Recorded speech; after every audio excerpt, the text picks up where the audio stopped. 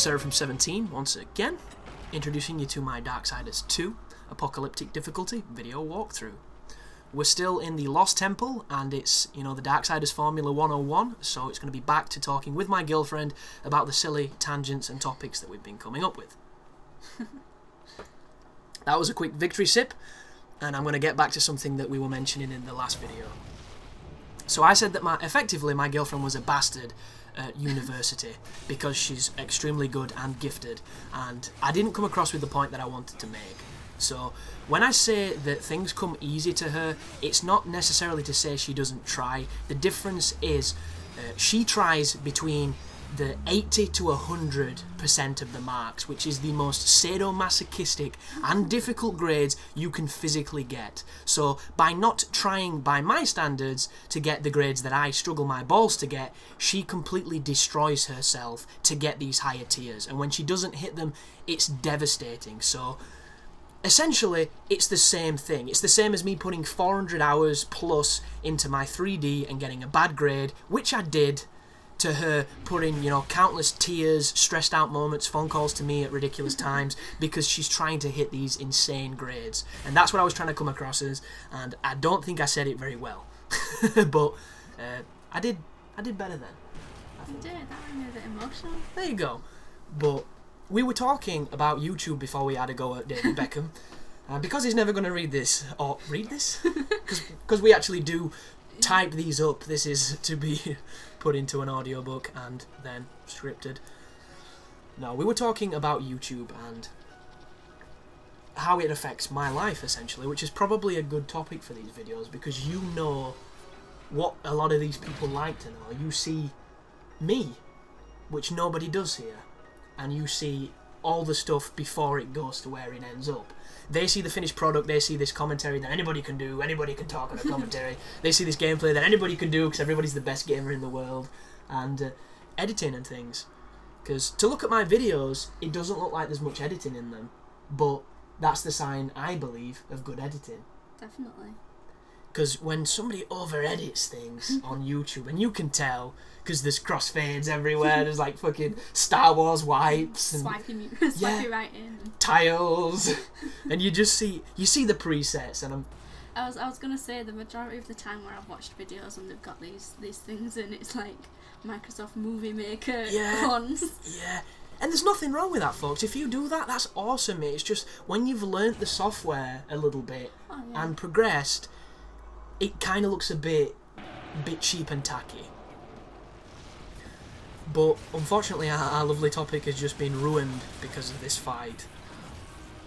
This fight is hard, guys, and it's hard because you're getting bum rushed. This is essentially what I hate about the combat in Darksiders 2. You'll notice I'm being bum rushed by these two guys, and it's not too bad because you can deal with these enemies that are a lot more manageable than most. And what is going to happen is each of these heads that glows with the gold aura and then does the like power beam, I'm not too sure what the hell it is, he's going to spawn in enemies and he's going to protect them, he's going to heal them, he does a lot of things, and you need to kill this flying like buffer guy before you fight the enemies. This guy here, I can't remember his name, I couldn't see it just then, it's too fast, everything's too quick. And what you want to do is as soon as he lowers his shield, you want to shoot him. Shoot him a lot to kill him immediately. That way you can then focus on the troops and finish them off. The only problem is, this fight is about 6 waves longer than it needs to be. So when it starts off with 3 or 4 waves and you're getting clipped, you're getting tagged, and it's looking like, you know, you might need to use a potion, it could have ended before that next wave showed up, and this overstays its welcome. So the reason it's difficult is because it's more of an endurance run than a skill test, but this is one of those first moments where you're probably going to get tested. So all you need to remember is focus on shooting them when they don't have their aura around them, then finish off the enemies, make sure you're very evasive, use your power attacks, don't be afraid to use your potions, and you should be okay, but this can be tough. Back to what we were saying about YouTube. Is there anything you want to carry on from the points you were making? Just that you work really hard. I think it's a shame that probably there's some people that get a lot more credit for not doing as much. I think the problem with that is how YouTube works. Because the biggest flaw on YouTube, as far as good content goes, is great content doesn't get seen. And it doesn't get seen because nobody's watching it. And I know that sounds kind of like a contradiction, but it's how it works. If you have somebody who has 10,000 subscribers, he puts up a video of Darksiders 2, and in the video he doesn't know where he's going, he doesn't know what he's doing, he's playing bad, he's dying, it might not even be good quality, it might be poorly edited. It's an amateurish video, but if 10,000 people watch it, you could have the best walkthrough in the world, the most concise and hilarious and brilliant commentary. You know, you never get hit, you kill everything like a boss, you have strategies that break the game because you're so good at the game, and you have 10 subscribers. When somebody searches for Darksiders 2, you're not on the list. Your name's not popping up. Mr. 10,000's on that list. And it's all because the rich get richer. And it's just like life. That's like everything. If you can have a following and if you can get your name out there, you can be found. I think it's such a shame that probably puts a lot of people off. Oh, no doubt. There's a lot of... Well, it's never going to be limited, is it? Because people are still going to do it, but... Yeah. Just that then, like you say, these big people, the ones that stay big, and the small people stay small, unless we've managed to do, get really good and get a nice following and stuff. But... Well, it's also one of those things where there's this war on standards, where is it art or is it work?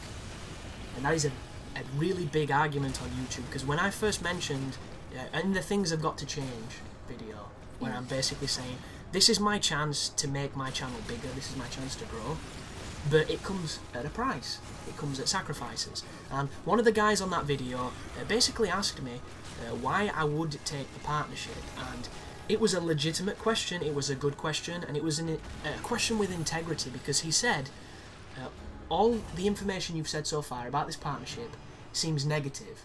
All it seems to be doing is effectively, you know, getting rid of what you enjoy and stopping what you do.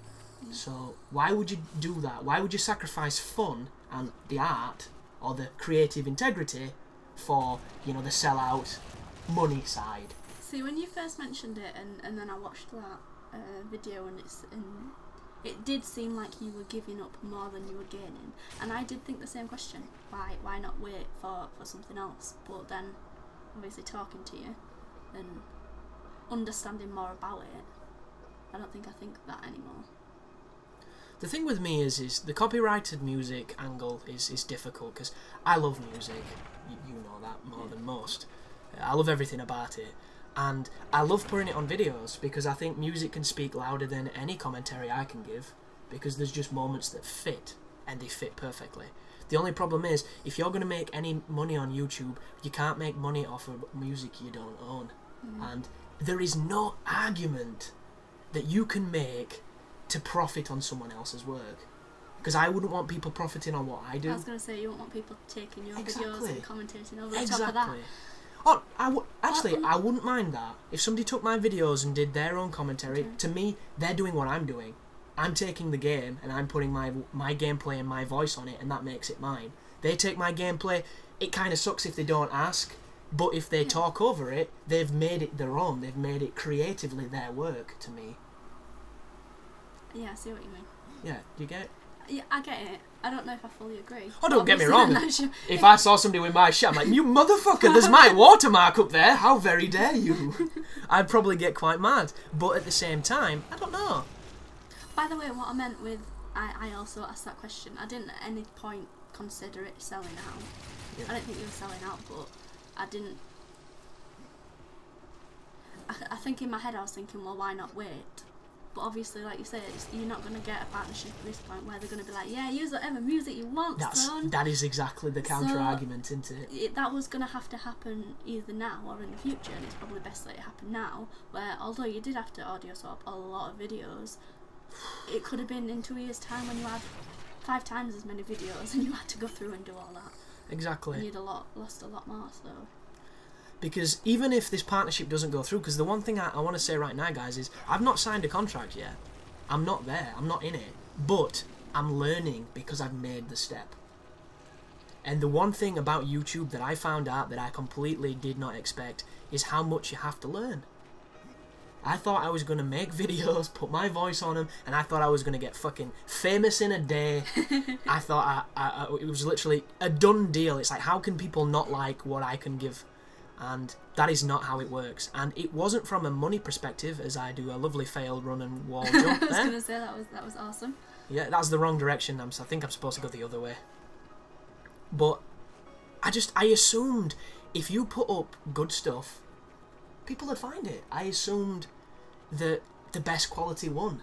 The best content won. I was going to say, and with you going on YouTube and watching stuff like this, and you were seeing good content anyway, with people that have got loads of subscribers and loads of views, and exactly, you kind of forget about the people that are putting up videos every day and not getting recognition for it. So you just assume that everyone's going to put the stuff on, and yeah, and it all plays into the search engine, because these people that are putting their heart and soul in and not getting the views, you don't find them, so you don't even know they exist.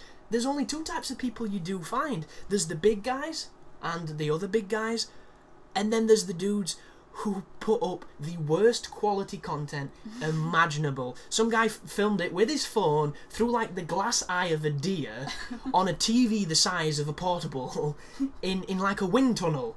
And he's like, and I've just done this. Yeah, interference, static, nastiness, and then you wonder why everyone's going, dude, fix your fucking quality.